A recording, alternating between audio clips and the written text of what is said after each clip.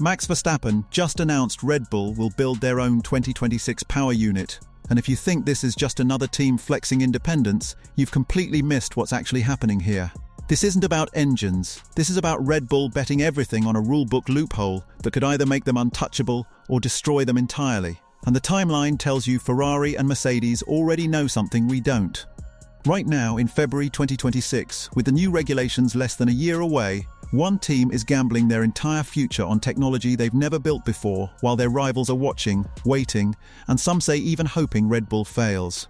The real shock isn't that Verstappen backed this decision. It's what he said about Honda 3 months ago that changes everything. Because here's the truth most people are dancing around. Red Bull terminated their Honda partnership, the same partnership that delivered 4 consecutive championships, to pursue full in-house power unit development for regulations that rewrite the entire formula of what makes a car fast. And Max Verstappen, the driver who has more to lose than anyone, didn't just support this move. He drove it. One interview, one statement, one moment of brutal honesty from Verstappen in November 2025, where he admitted Honda's hybrid philosophy was limiting Red Bull's chassis potential, and suddenly the entire paddock realized this wasn't Christian Horner's ego project. This was a calculated assassination of the old order. And if you're enjoying this level of breakdown, the kind of analysis that connects dots most channels ignore, you're probably already subscribed. If not, you know what to do. Let's keep going. So let's rewind and build the foundation properly, because the 2026 regulations aren't just tweaks. They're a complete philosophical shift. 50% electrical power, sustainable fuels, active aerodynamics, removal of the MGU-H, the most complex and expensive component in current power units. On paper, this levels the playing field. In reality, it creates chaos, and chaos rewards the bold or punishes the arrogant, depending on who's writing the history. Red Bull looked at these regulations and saw an opportunity everyone else saw as suicide. Why? Because building a competitive Formula One power unit from scratch requires a decade of institutional knowledge, billions in R&D, dyno facilities, simulation infrastructure, supplier relationships, and failure tolerance that only 3 manufacturers currently possess. Ferrari has done this since 1950, Mercedes since the 1990s. Honda returned in 2015 and suffered 3 years of humiliation before getting it right. Red Bull Powertrains was established in 2021. They have 5 years of experience, and they're targeting podiums in year 1. The audacity is staggering, but here's where it gets uncomfortable.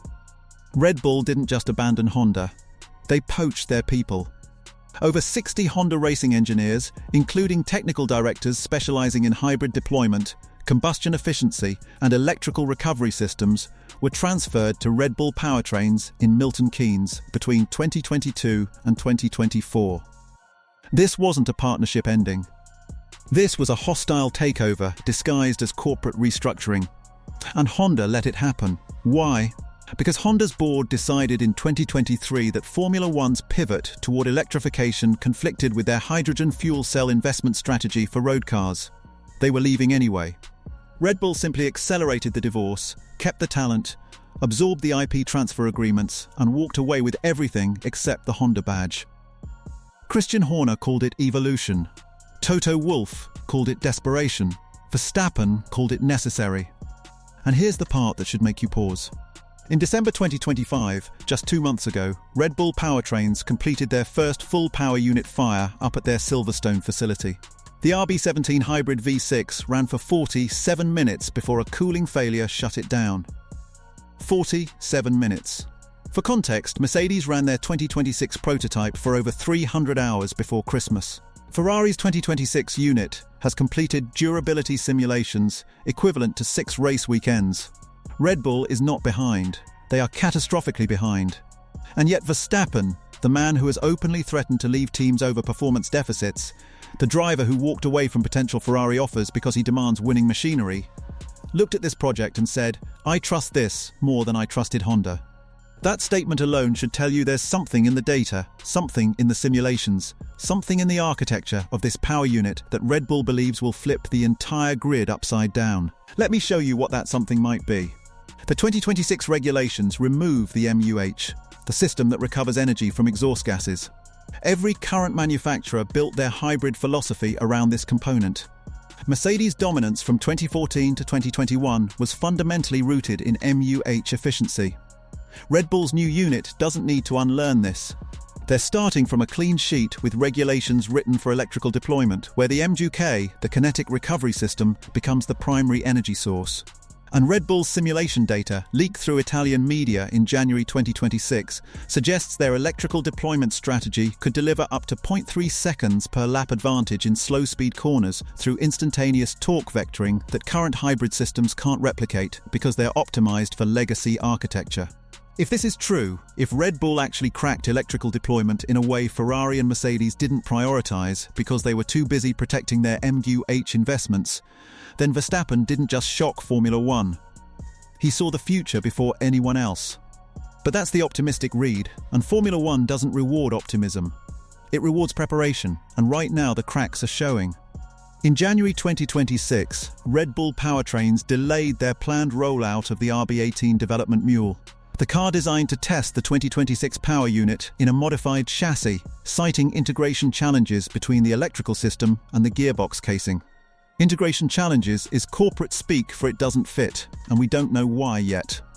Meanwhile, Verstappen is locked into a Red Bull contract through 2028, a deal he signed in 2024 when Honda was still the engine partner, when the data looked different, when the risk was theoretical. Now the risk is real, and there's no exit clause tied to power unit performance. He's strapped to this project whether it works or not. And if you're the kind of fan who appreciates this level of investigation, the kind who wants to understand the politics and engineering and human decisions behind the headlines, you're exactly who this channel is built for. Subscribe if you haven't, because we're going deeper than surface narratives here, and there's a question I need you to answer in the comments right now. Is Verstappen loyal or trapped? Because I've seen arguments for both, and the comment section on these videos always brings perspectives I didn't consider. Let's debate this properly. Now let's talk about what the rivals are doing, because their silence is deafening. Toto Wolff was asked in a press conference in January 2026 about Red Bull's power unit program, and his answer was 6 words: "We wish them well with that." No elaboration, no concern, just dismissal. That's not confidence, that's schadenfreude. Mercedes knows something. They know that Red Bull is gambling on unproven electrical architecture, while Mercedes has spent 3 years and an estimated €1.2 billion developing a power unit that prioritizes reliability over peak performance, betting that survival is more valuable than speed in year 1 of new regulations when every team will face problems. Ferrari took a different approach. They partnered with HP for computational simulation, running millions of virtual race scenarios to map every possible failure point before the unit ever sees a track. Their 2026 power unit has been designed with modular redundancy, meaning if one system fails, backups can compensate without terminal damage. It's conservative, methodical, Italian paranoia at its finest.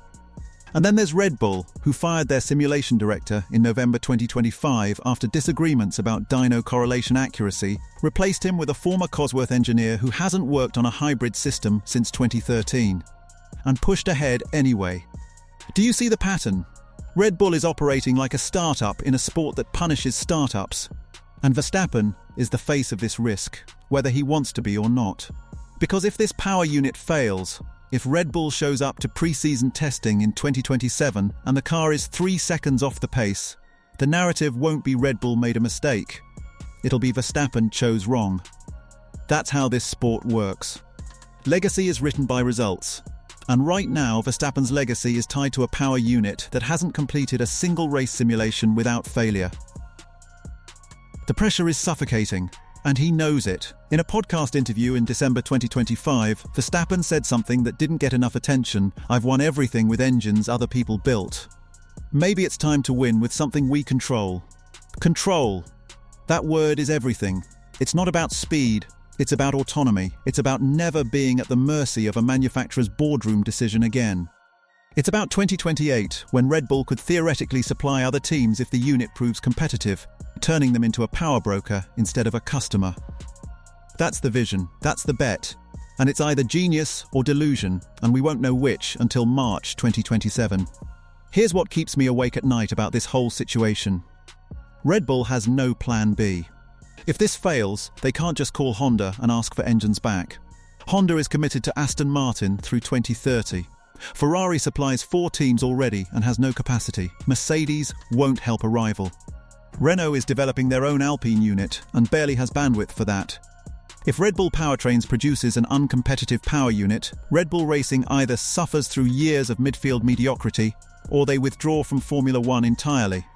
And Verstappen, the 4-time world champion, the driver who redefined dominance in the hybrid era, would be left with 2 choices: break his contract and face legal warfare that could cost hundreds of millions, or waste the prime years of his career in an uncompetitive car. The stakes are existential, and somehow that makes this even more fascinating. Because Verstappen isn't stupid. He's not reckless. He's calculated, data-driven, ruthless in his honesty about performance. So why is he all in on this? I think the answer is in the regulation philosophy itself. The 2026 rules were designed to lower costs and attract new manufacturers by simplifying hybrid systems. But simplification doesn't mean easier. It means the advantage shifts from budget to innovation.